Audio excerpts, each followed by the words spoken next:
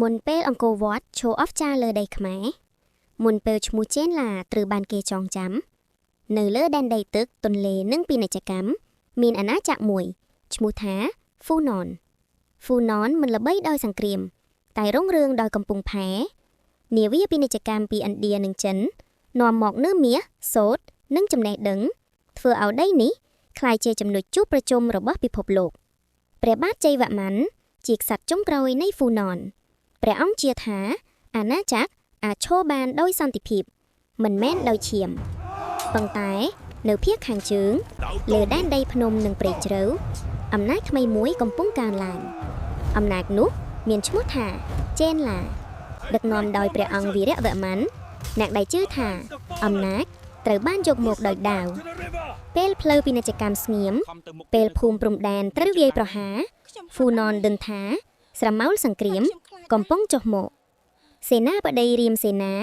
មេយោធាដែលស្មោះត្រង់សូមឲ្យត្រៀមសង្គ្រាមតែព្រះបាទវិញជ្រើសរើសផ្លូវសន្តិភាពដោយផ្ញើរាជទូតទៅកាន់ចេនឡាតែសន្តិភាពមិនបានត្រឡប់មកវិញទេចេនឡាមិនឮពាក្យពួកគេឮតែសំឡេងដាវនិងសំឡេងជើងទ័ពសង្គ្រាមបានផ្ទុះឡើងដាវប៉ះដាវឈាមហូរចូលទន្លេហើយទន្លេមិនសួរថាអ្នកណាត្រឹមត្រូវអ្នកណាខុសរាមសេនាប្រយុទ្ធដល់ដង្ហើមចុងក្រោយគាត់ដឹងថាអាចចាញ់ប៉ុន្តែគាត់មិនអនុញ្ញាតឲ្យគេទៅយកហ្វូណនបាត់បង់នៅរាត្រីមួយព្រះបាទសុបិនឃើញវិញ្ញាណមួយនាងនិយាយថាអាណាចក្រអាចដួលតែជាតិមិនអាចបាត់